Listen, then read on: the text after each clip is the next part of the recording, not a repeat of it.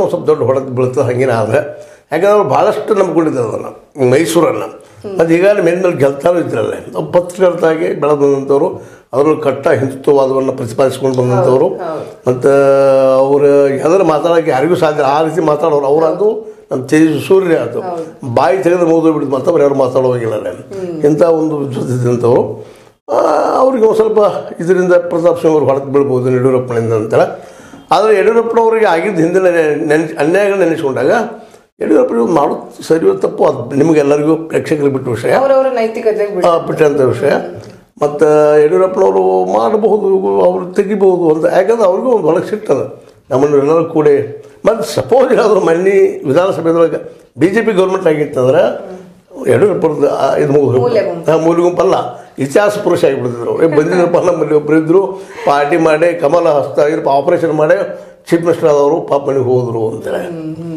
ಸರಿ ಸರ್, ಇವಾಗ ತೇಜಸ್ವಿ ಸೂರ್ಯ ಅವರ ವಿಚಾರಕ್ಕೆ ಬರೋದಾಗಿದ್ರೆ ನೀವು ಅದ್ಯಾರ ಹೆಸರು ಹೇಳಿದ್ರಿ? ಅದೇ ನಮ್ಮ ಅನಂತ್ ಕುಮಾರ್ ಮಿಸಸ್ ಅಂತ ಹೇಳಿದ್ರಿ.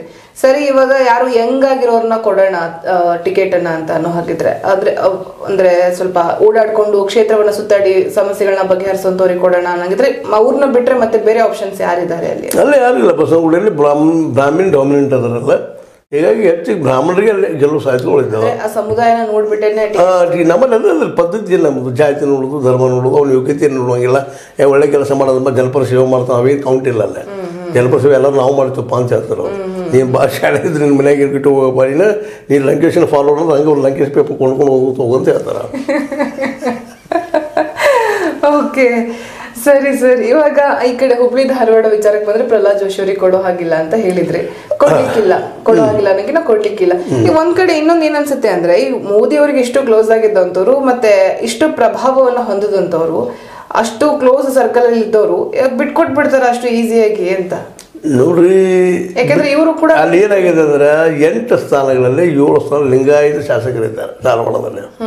ಲಿಂಗಾಯತರು ಯಾರುಗಳೇ ಒಲಿತಾರ ಎತ್ತು ಹೊರತಾರ ಅವ್ರು ಆರಿಸ್ಬರೋ ಸಾಧ್ಯದ.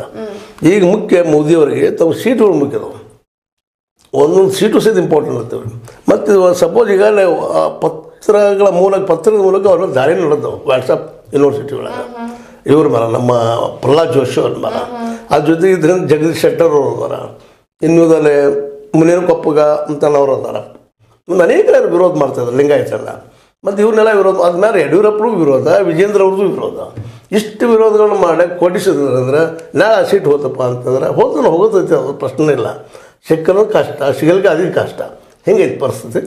ಅದಕ್ಕೆ ಮೋಸ್ಟ್ಲಿ ಪ್ರಹ್ಲಾದ್ ಜೋಶಿ ಅವ್ರಿಗೆ ಎಲ್ಲೂ ತಪ್ಪಬಹುದು ಅಂತೇಳಿ ಮ್ಯಾಕ್ಸಿಮಮ್ ಹೇಳ್ತಾ ಇದ್ದಾರೆ. ಒಂದ್ ಕಡೆ ಎಲ್ಲೂ ಒಂದಿಷ್ಟು ಕೆಲಸಗಳನ್ನ ಮಾಡ್ದಂಥವ್ರು, ಆಕ್ಟಿವ್ ಆಗಿದ್ದಂಥವ್ರು, ರಾಜಕೀಯ ವಲಯದಲ್ಲಿ ಕಾಣಿಸ್ಕೊಂಡಂಥವ್ರು, ಜನರ ಮುಂದೆ ಹೋಗಿ ಓಡಾಡಿ ಕೆಲಸ ಮಾಡಿದಂಥವ್ರಿಗೆ ಟಿಕೆಟ್ ಬೇಡ ಅಂತ ಹೇಳಲಾಗ್ತಾ ಇದೆ. ಮತ್ತೊಂದ್ ಕಡೆ ಗೋ ಬ್ಯಾಕ್ ಅಂತ ಹೇಳಿ ಅಭಿಯಾನ ನಡೆಸ್ತಾ ಇದ್ರು ಕೂಡ ಅವ್ರಿಗೆ ಟಿಕೆಟ್ ಕೊಡೋ ಹಾಗಿಲ್ಲ ಅಂತ. ಯಡಿಯೂರಪ್ಪ ಪ್ರಿಯರಿದ್ದಾರಲ್ಲ, ಯಡಿಯೂರಪ್ಪ ಬೇಕಾದ್ರೆ ಜನ ನಮ್ಮ ಶೋಭಾ ಕರಂದ್ಲಾಜ್ ಅವ್ರ ಶಿಷ್ಯರವರು, ಮತ್ತು ಅವ್ರು ಹೆಂಗೆ ಬಿಡ್ತಾರೆ, ಅವ್ರಿಗೆ ಲೋಕಸಭಾ ಕರ್ಕೊಂಡು ಹೋಗೋರು ಅವರು. ಹೀಗಾಗಿ ಅವ್ರಿಗೆ ಟಿಕೆಟ್ ಕೊಡಿಸುವಂಥ ಪ್ರಯತ್ನ ಅವ್ರು ಮಾಡ್ತಾರೆ.